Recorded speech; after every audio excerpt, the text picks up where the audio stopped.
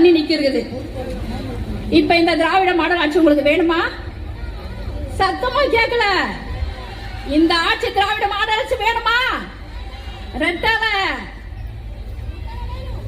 தற்போது சோழிங்கநல்லூர் தொகுதிக்கு உட்பட்ட பகுதியில் பட்டா இல்லாத வீடுகளுக்கு காமகோடி நகர் ஐஐடி காலனில சமுதாய நலக்கூடத்துல கொஞ்ச நாளைக்கு ஒரு 10 நாளைக்கு முன்னாடி கொடுத்தாங்க. ஒரு 200 பேருக்கு பட்டா கொடுத்தாங்க. ஆனா சோழிங்கநல்லூர் தொகுதியில 20,000க்கும் மேற்பட்ட குடும்பங்களுக்கு இன்ன வேற பட்டா இல்ல. சொல்லுங்க, கொடுப்பாங்களா?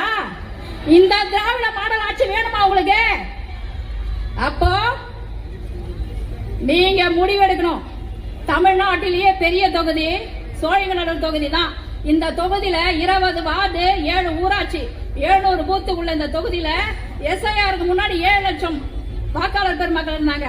எஸ்ஐஆருக்கு அப்புறம் 5 லட்சம் வாக்காளர் பெருமக்கள் இருக்காங்க. நான் இந்த பள்ளிக்கான பகுதியில் 3 வட்டத்துல தான் என்னென்ன குறைகள் ஒரு சிம்பிளா எடுத்து சொன்னவங்க கிட்ட பாத்தீங்கன்னா இந்த தொகுதியில நிறைய குறைகள் இருக்கு.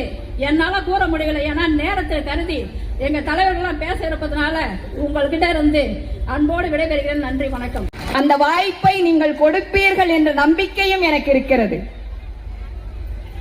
அம்மா கருணை, அன்பு, பேரன்பு, அதை போலே தைரியம், போர்க்குணம் ஒன்னு பிடிச்சா அதை அடையாம விடவே மாட்டாங்க.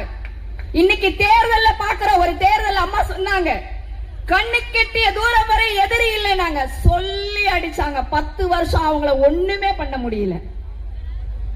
அந்த வரிசையில் இப்போ